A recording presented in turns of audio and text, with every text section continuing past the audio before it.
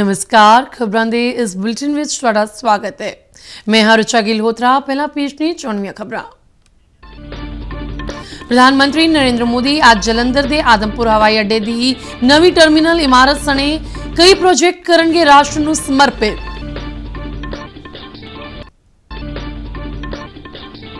Petroleum मंत्री हरदीप सिंह पुरी ने कहा कि आलमी महंगाई के बावजूद भारत विच पेट्रोल दीयां कीमतां 4.5% घटियां।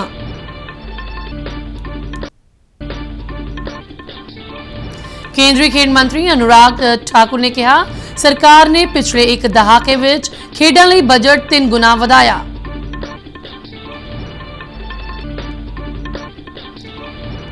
पंजाब मंत्री मंडल की बैठक दौरान कई अहम फैसले। पोक्सो और जबर जनाह के केसां के निपटारे लई 2 फास्ट ट्रैक अदालतां नूं मंजूरी।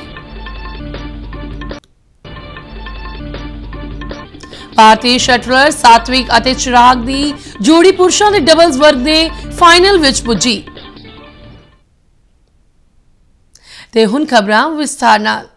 प्रधानमंत्री नरेंद्र मोदी आज जलंधर जिले च पैंदे आदमपुर हवाई अड्डे की नवी टर्मिनल इमारत राष्ट्र नूं समर्पित करनगे।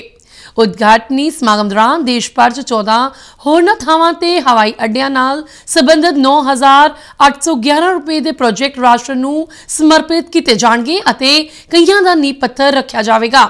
भारतीय एयरपोर्ट अथॉरिटी के चेयरमैन वालों दी गई जानकारी अनुसार इस समागम विच शहरी हवाबाजी अते इस्पात मंत्री ज्योतिरादित्य सिंधिया, हवाबाजी अते सड़क आवाजाही राज मंत्री जनरल वीके सिंह, वणिज ते सनअत राज मंत्री सोम प्रकाश अते होर शख्सियतां वर्चुअली अते भौतिक रूप विच शिरकत करनगियां। भाजपा के सीनियर आगू अते रक्षा मंत्री राजनाथ सिंह ने कहा है कि मोदी सरकार ने देश के 25 करोड़ गरीब लोगों नूं गरीबी रेखा तो उपर चुकिया है। रायपुर विच किसान महासम्मेलन नूं संबोधन करदियां राजनाथ सिंह ने कहा कि मोदी सरकार ने अपने सारे वादे पूरे किए ने। उन्हां भरोसा दिता कि केंद्र सरकार देश विच बीजां अते खादां दीयां कीमतां विच वाधे नूं रोकण दा यतन करेगी। हमारे प्रधानमंत्री ने जिस प्रकार की नीतियां बनाई हैं, जिस तरीके से सरकार चलाया है, मैं नहीं कह रहा हूं, हिंदुस्तान की 25 करोड़ जनता गरीबी रेखा से बाहर हो चुकी है। बहनों भाइयों, आज तक भारत के इतिहास में कभी ऐसा नहीं हुआ है। यह मैं नहीं कह रहा हूं, यह नीति आयोग कह रहा है। 25 करोड़ लोग गरीबी के संकट से बाहर हो चुके हैं।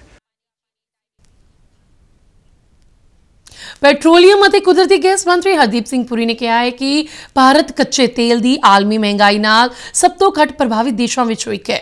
नवी दिल्ली विखे एक प्रेस कॉन्फ्रेंस में संबोधन करदियां हरदीप पुरी ने कहा कि साल 2020-22 दरमियान घरेलू LPG दीयां कीमतां विच कौमांतरी बाजार विच 303% वाधे के मुकाबले केवल 72% वाधा होया है।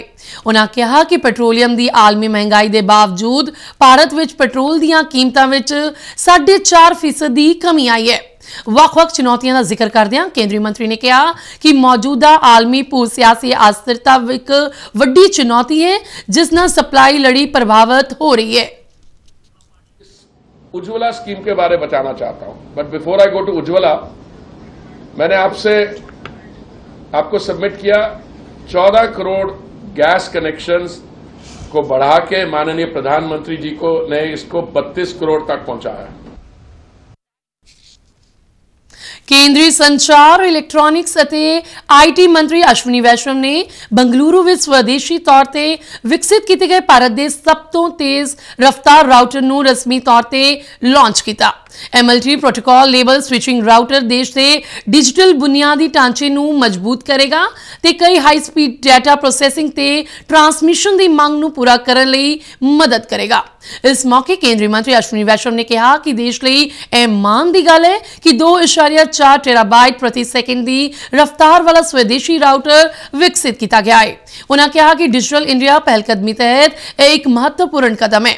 केंद्रीय मंत्री ने वख-वख डिजिटल नवीनतावां का जिक्र करदियां कहा कि भारत हुण हाईटेक निर्माण की बुनियाद नूं मजबूत कर रहा है।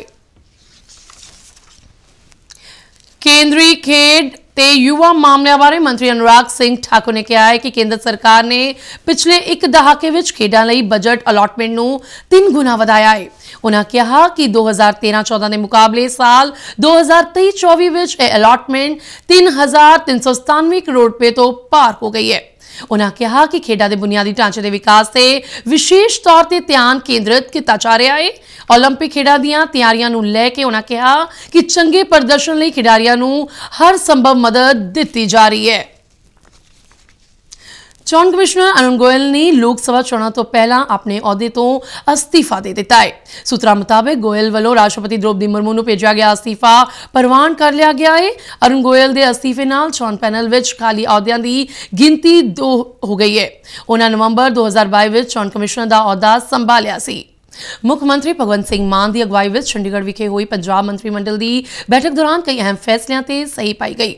ਮੰਤਰੀ ਮੰਡਲ ਵੱਲੋਂ ਹੇਠਲੀਆਂ ਅਦਾਲਤਾਂ ਦੀਆਂ 3,842 ਆਰਜੀ ਅਸਾਮੀਆਂ ਨੂੰ ਪੱਕੀਆਂ ਅਸਾਮੀਆਂ ਵਿੱਚ ਤਬਦੀਲ ਕਰਨ ਨੂੰ ਹਰੀ ਝੰਡੀ ਦਿੱਤੀ ਗਈ। ਮੰਤਰੀ ਮੰਡਲ ਨੇ ਪੋਕਸੋ ਤੇ ਜਬਰ ਜਨਾਹ ਦੇ ਕੇਸਾਂ ਦੇ ਨਿਪਟਾਰੇ ਲਈ ਸੰਗਰੂਰ ਅਤੇ ਤਰਨਤਾਰਨ ਜ਼ਿਲ੍ਹਿਆਂ ਵਿੱਚ 2 ਫਾਸਟ ਟਰੈਕ ਅਦਾਲਤਾਂ ਦੀ ਸਥਾਪਨਾ ਨੂੰ ਪ੍ਰਵਾਨਗੀ ਦਿੱਤੀ।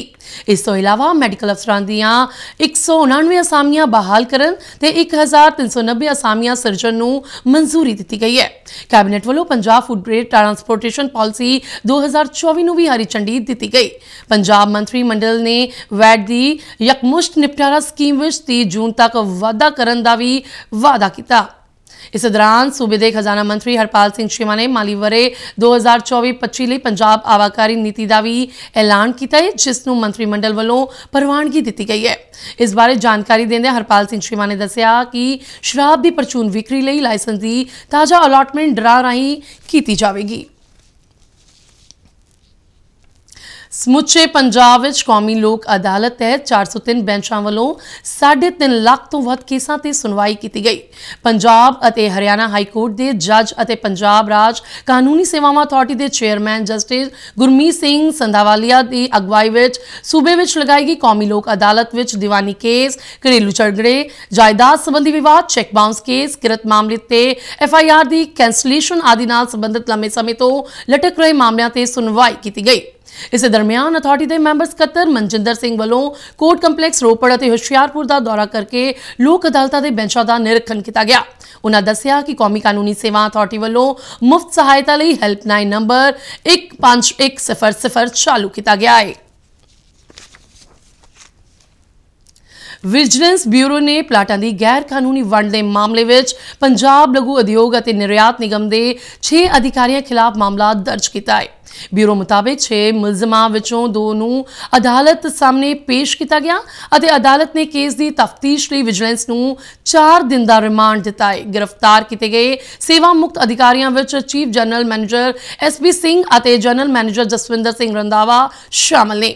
ਵਿਜੀਲੈਂਸ ਦਾ ਕਹਿਣਾ ਹੈ ਕਿ ਇਹਨਾਂ ਅਧਿਕਾਰੀਆਂ ਵੱਲੋਂ ਆਪਣੇ ਅਹੁਦੇ ਦੀ ਦੁਰਵਰਤੋਂ ਕਰਦਿਆਂ ਮਹਿੰਗੇ ਸਨਅਤੀ ਪਲਾਟ ਆਪਣੇ ਨਜ਼ਦੀਕਾਂ ਨੂੰ ਅਲਾਟ ਕਰਵਾਏ ਗਏ, ਜਿਸ ਨਾਲ ਸਰਕਾਰ ਨੂੰ ਤਕਰੀਬਨ $9.25 ਕਰੋੜ ਦਾ ਮਾਲੀ ਨੁਕਸਾਨ ਹੋਇਆ ਹੈ। ਜਾਂਚ ਦੌਰਾਨ ਇਹ ਵੀ ਸਾਹਮਣੇ ਆਇਆ ਹੈ ਕਿ ਸਨਅਤੀ ਪਲਾਟਾਂ ਦੀ ਵੰਡ ਸਮੇਂ ਮਿੱਥਿਆ ਹਦਾਇਤਾਂ ਦੀ ਪਾਲਣਾ ਨਹੀਂ ਕੀਤੀ ਗਈ। ਵਿਜੀਲੈਂਸ ਨੇ ਦੱਸਿਆ ਕਿ ਇਸ ਘਪਲੇ ਨੂੰ ਦਬਾਉਣ ਲਈ ਉਕਤ ਮੁਲਜ਼ਮਾਂ ਨੇ ਆਪਸੀ ਮਿਲੀਭਗਤ ਨਾਲ ਪਲਾਟਾਂ ਦੀ ਗੈਰ ਕਾਨੂੰਨੀ ਅਲਾਟਮੈਂਟ ਸੰਬੰਧੀ ਕੁਝ ਸਰਕਾਰੀ ਫਾਈਲਾਂ ਵੀ ਖੁਰਦ-ਬੁਰਦ ਕਰ ਦਿੱਤੀਆਂ ਗਈਆਂ ਨੇ।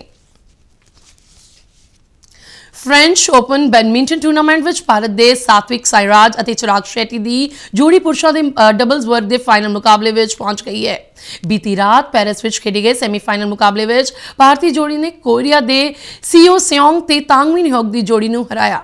ਭਾਰਤੀ ਜੋੜੀ ਫ੍ਰੈਂਚ ਓਪਨ ਦੇ ਫਾਈਨਲ ਮੁਕਾਬਲੇ ਵਿੱਚ ਤੀਜੀ ਵਾਰ ਪਹੁੰਚੀ ਹੈ। ਇੱਕ ਹੋਰ ਸੈਮੀਫਾਈਨਲ ਮੁਕਾਬਲੇ ਵਿੱਚ ਭਾਰਤੀ ਸ਼ਟਲਰ ਲਕਸ਼ਯ ਸੇਨ ਨੂੰ ਹਾਰ ਕੇ ਮੁਕਾਬਲੇ ਵਿੱਚੋਂ ਬਾਹਰ ਹੋਣਾ ਪਿਆ ਹੈ। ਭਾਰਤੀ ਸ਼ਟਲਰ ਨੂੰ ਥਾਈਲੈਂਡ ਦੇ ਕੁਨਲਾਵਤ ਹੱਥੋਂ ਹਾਰ ਝੱਲਣੀ ਪਈ।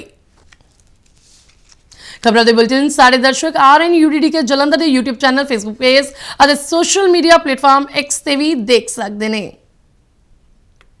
ਤੇ ਇਸ ਦੇ ਨਾਲ ਹੀ ਖਬਰਾਂ ਦਾ ਬੁਲੇਟਿਨ ਖਤਮ ਹੁੰਦਾ ਹੈ। ਇਜਾਜ਼ਤ ਦਿਓ, ਨਮਸਕਾਰ।